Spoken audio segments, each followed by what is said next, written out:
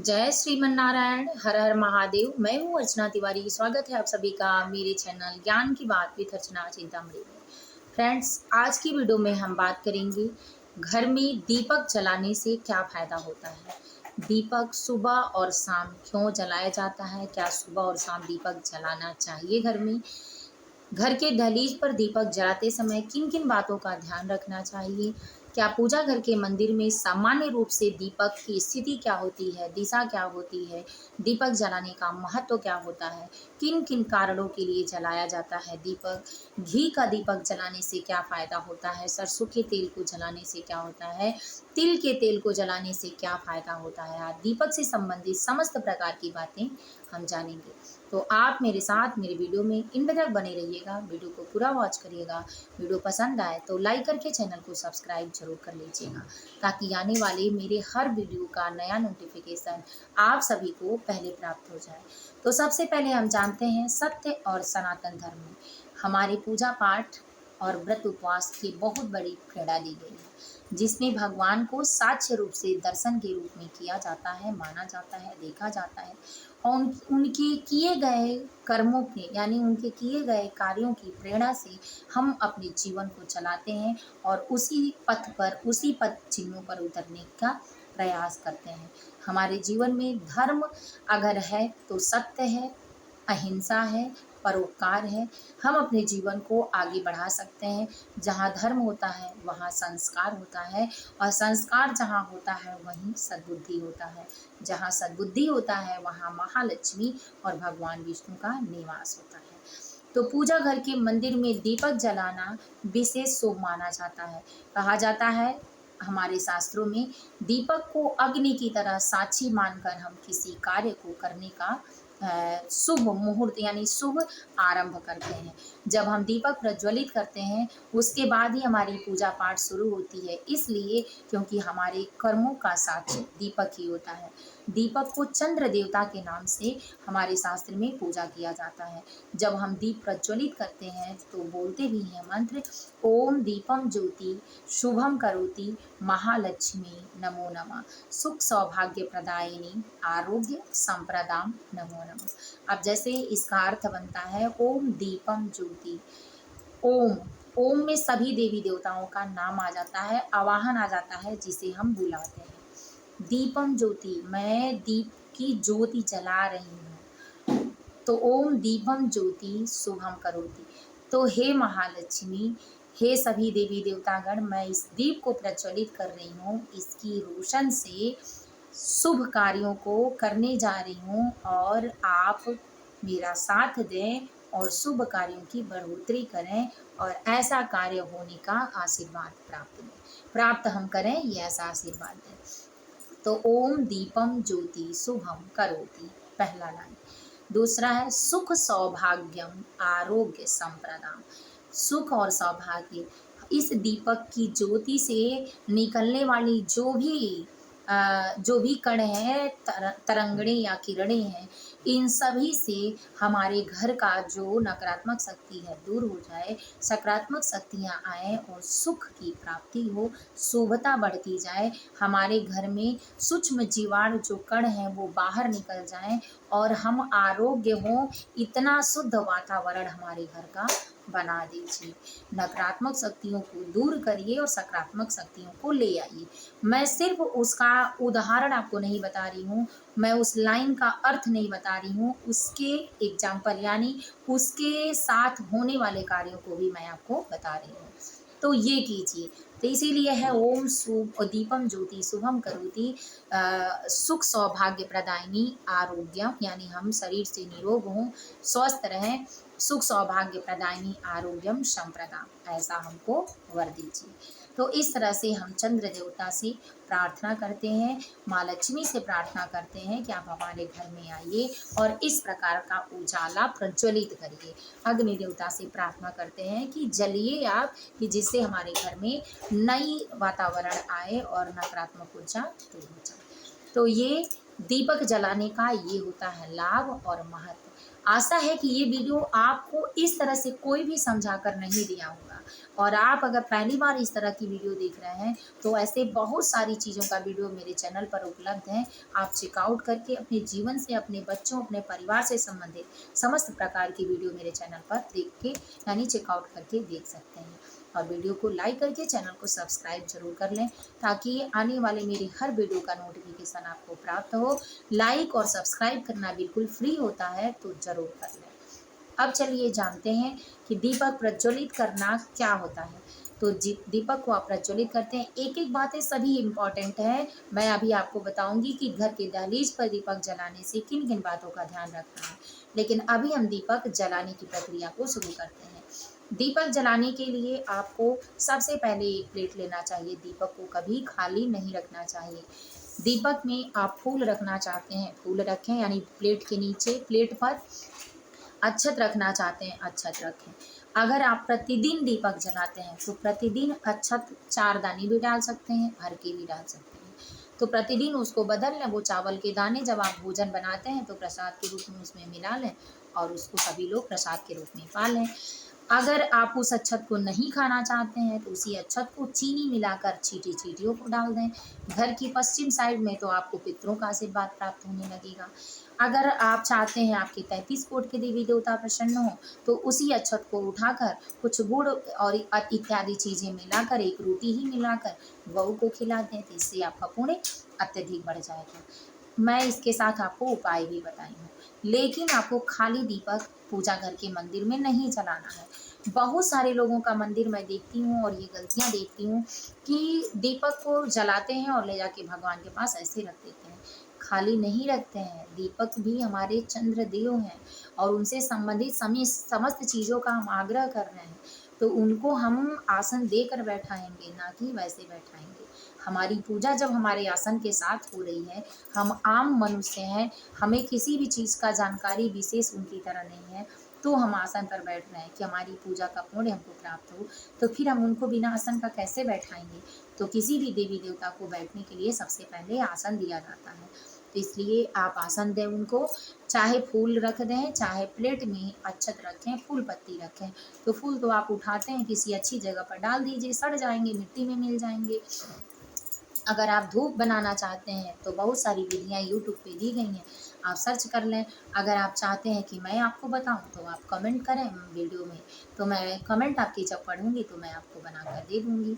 तो इस तरह से बनाकर वीडियो दूंगी कि किस तरह से बनाया जाता है। तो इस तरह से आप दीपक का आसन दें। फिर दीपक जलाने के लिए आप घी का दीपक जलाते हैं तो आपको सुख, सौभाग्य, समृद्धि की प्राप्ति होती है, जिसमें सुख, आपको धन का सुख मिलता है, धन बढ़ता है। सौभाग्य यानी आपके जीवन में आपके पति, आपके बच्चे, घर परिवार अच्छे होंगे तो आपका सौभाग्य बना रहेगा।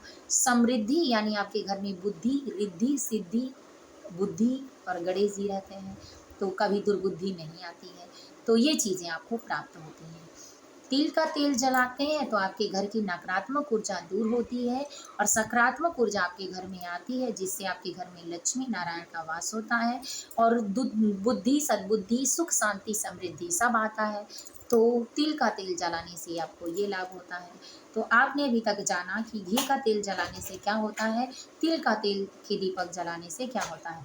अब जानेंगे सरसों के तेल का। अगर सरसों का तेल आप प्रतिदिन जलाते हैं तो बहुत अच्छा नहीं है, लेकिन अगर आप शनिवार और मंगलवार को सरसों के तेल का दीपक जलाते हैं तो बहुत अच्छा है। आपके घर की नकारात्मक ऊर्जा दूर होंगी। मंगल यानी आपके जीवन में अगर मंगल कमजोर है तो उच्च होने लगेगा। आपको आत्मसम्मान की प्राप्ति होगी, साहस और शक्ति की प्राप्ति होगी। आप आत्मविश्वासी होने लगेंगे, आप मेहनती होने लगेंगे, आपके रुके कार्य बनने लगेंगे और आपका दुश्मन जो आपको परेशान कर रहा था उसको दुख की प्राप्ति होगी, आपको सताना छोड़ने लगेगा। हनुमान जी इसका सारभार उठा लेंगे। अगर आप सरसों के तेल का दीपक और लाल कलावे की बाती का दीपक सरसों के तेल में डालकर बनाते हैं, हनुमान जी को हर शनिवार को दीपक जलाते हैं तो आपका शनि दोष यानी शनि की 7.5, शनि की ढैया, शनि की महादशा अच्छी होगी और शनि की कृपा आपको प्राप्त होगी। शनि देव प्रसन्न होंगे और हनुमान जी भी प्रसन्न होंगे। तो जिस पर हनुमान जी की कृपा होती है वो शनि देव उनको साढ़े साथी होते हुए भी नहीं सताते हैं, क्योंकि जब लंका में शनि देव को रावण ने बांध रखा था तब हनुमान जी ने ही शनि देव को मुक्त किया था। और शनि देव आशीर्वाद दिए थे वहाँ, उनको बोले थे कि तुम वर मांगो, तो हनुमान जी जब कुछ नहीं मांगे तो ये दिए वर कि जो भी तुम्हारी पूजा पाठ आराधना, तुम्हारे पाठ मंत्र का उच्चारण करेगा, वो उसको कभी भी शनि की साढ़े साती, शनि की ढैया, शनि की महादशा और शनि का प्रकोप सताएगा नहीं। उसके पाप धीरे धीरे वैसे ही नष्ट हो जाएंगे, व्यक्ति शक्तिशाली हो जाएगा। तो ये सोच कर, ये जानकर आपको कितनी खुशी मिली।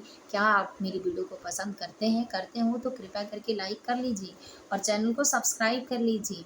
लाइक और सब्सक्राइब करना बिल्कुल फ्री है, पर मुझे मेरी मेहनत का यही फल मिलता है अभी, तो मुझे भी सुकून और शांति मिलती है, मैं भी मोटिवेट होती हूँ। तो कृपया करके ज़रूर कर लें। अब चलिए जानते हैं।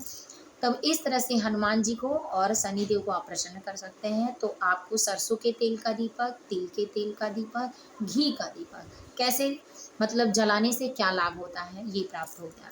अब हम जानते हैं कि घी में हमेशा सफ़ेद बाती को जलाना चाहिए देवताओं के लिए। अगर आप देवी और देवताओं के लिए बनाती हैं तो कलावा और कॉटन यानी रुई दोनों को मिक्स करके श्रेष्ठ बाती बनानी चाहिए। अगर आप चाहती हैं कि बाती आपकी शुभ हो तो घी में ही बाती को 2 बाती लेकर एक में बनानी चाहिए, तो ये शुभ दीपक माना जाता है। तिल के तेल में हमेशा कलावे की बाती जलानी चाहिए, ये शुभ माना जाता है। और सरसों के तेल में कलावे की बाती जलाना हनुमान जी के लिए, शनिदेव के लिए अच्छा माना जाता है। देवताओं के लिए सफ़ेद बाती जलाना अच्छा माना जाता है। अब जानते हैं कि अगर आप बाती देवी के लिए बना रही हैं तो लंबी बाती बनाएं और गोल बाती देवताओं के लिए बनाएं। ये आपको सटीक जानकारी और अच्छी जानकारी प्राप्त हुई, आशा करती हूँ कि आप सभी लोगों ने सीखा कुछ। इसके बाद चलिए आगे जानते हैं कि आप पूजा घर के मंदिर में सुबह और शाम को दीपक जलाएं तो ज़्यादा अच्छा माना जाता है। सुबह ब्रह्म मुहूर्त में भगवान की शक्तियाँ हमारे घरों में होती है, तो सकारात्मक शक्ति होती है। और शाम के समय संध्या काल में भगवान हमेशा अपने भक्तों के घर या हमेशा पृथ्वी का भ्रमण करने के लिए आते हैं, जैसे मालिक अपना घर देखने आते हैं, तो भगवान का आशीर्वाद प्राप्त होता है जब हम अच्छे कर्म करते हैं। तो इसलिए सुबह और शाम दीपक जलाना शुभ माना जाता है, महत्वपूर्ण माना जाता है, अच्छा माना जाता है, धन लाभ का योग बनाता है। अब जानते हैं कि आप पूजा घर के मंदिर में जब बाती जलाएं तो दीपक का जो मुख हो पूर्व दिशा में हो और प्रतिदिन पूर्व दिशा में ही रखें, उत्तर दिशा में रखें। कभी भी पश्चिम यानी उत्तर दक्षिण यानी दक्षिण की दिशा में कभी भी आप बाती जलाकर न रखें, क्योंकि दक्षिण दिशा में पितरों की दिशा होती है और पितृ पूजा बार बार नहीं की जाती है। जो लोग पितरों को सिर्फ पितृ जब लगता है 15 दिन का पितृमास, तो उसमें पूजा करते हैं तब, या पितृ की पूजा अमावस्या पर की जाती है। बार बार पितरों को याद करना, स्मरण करना, हवन पूजा करना आपको पितृलोक में ही ले जाएगा, क्योंकि जिस चीज़ को हम दोहराते हैं वही चीज़ हमारा पीछा करता है और हमारी मांगे वहीं बढ़ जाती हैं। तो इसलिए सबकी तिथि और दिन दिया गया है, तो हमें स्वर्ग की इच्छा करनी चाहिए, कर्म स्वर्ग जैसा युधिष्ठिर जैसा करना चाहिए, न कि हमें नर्क जैसा करना चाहिए। तो इसलिए कभी भी दीपक जलाएं तो पूर्व या उत्तर दिशा की तरफ मुख करके जलाएं। मुख मतलब दीपक जो जले उसका लौ जो हो उधर की तरफ हो। अब आपको समझ में आ गया होगा। दक्षिण दिशा में सिर्फ अमावस्या तिथि और जब पितृमास चलता है यानी पितृ विसर्जन वाला जब महीना चलता है तब जाके पितृपक्ष में ही जलाएं, ये पितृ का जब श्राद्ध करना हो तब। तो उम्मीद है कि ये चीज़ें आपने बहुत अच्छे से समझ ली होंगी। अब हम जानते हैं कि दीपक हमेशा भगवान के सामने बीचे बीच में रखा जाता है। दीपक घी का जब जलाएं तो भगवान के बाईं तरफ रख के जलाएं, जब दीपक तिल का जलाएं या सरसों के तेल का जलाएं तो दीपक भगवान के दाईं तरफ रखें। अब दीपक घर की दहलीज पर रख रहे हैं तो इन बातों को याद रखें कि दीपक जलाने के बाद घर का दहलीज यानी दरवाज़ा तुरंत बंद मत करें, खुला थोड़ी देर रहने दें, चाहे आप कहीं किनारे बैठ जाएं। शाम के समय दीपक जलाने के बाद कभी भी घर के गेट पर नहीं खड़ा होना चाहिए। घर के गेट पर खड़े होकर किसी से बात नहीं करना चाहिए। घर के दहलीज पर कभी घर की औरतों या लड़कियों को बैठना नहीं चाहिए। घर के दहलीज पर शाम के समय झूठ बोलना, चुगली करना, लोगों से बात करना, कितने लोग ऊंचा देखकर बैठ जाते हैं, कितने लोग बार बार वहाँ मतलब थोड़ा सा दिखाना होता है या कुछ होता है तो बैठ जाते हैं, तो ना बैठे। इससे घर में दोष होता है, लक्ष्मी घर में वापस नहीं आती है। तो आशा करती हूँ कि ये वीडियो बेहद आपके काम का होगा। आप सभी चीज़ें समझ चुकी होंगी। अब आ रहा है गणेश चतुर्थी, कृष्ण जन्माष्टमी और बहुत सारे ऐसे पूजा पाठ सनातन धर्म के, जिसमें आप नियम से सारे पूजा को और दीपक को रखेंगी, जानेंगी।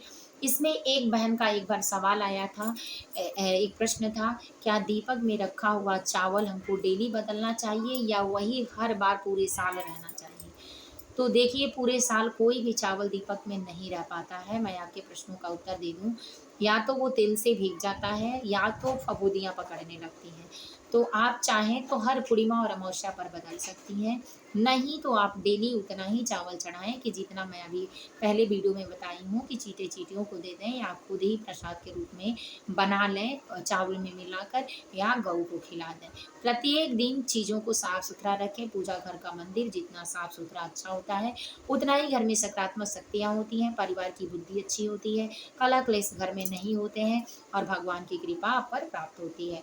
जिस तरह से शरीर आपका साफ सुथरा होता है, आपका मन प्रसन्न हो जाता है और आपको शक्ति की प्राप्ति होती है, ठीक उसी तरह से अगर मंदिर में भी साफ सफाई होती रहती है, भगवान प्रसन्न होते हैं, तो उस घर में रहने वाला परिवार प्रसन्न होता है, वहाँ की ऊर्जा वातावरण शुद्ध होता है और सभी परिवार को सद्बुद्धि की प्राप्ति होती है।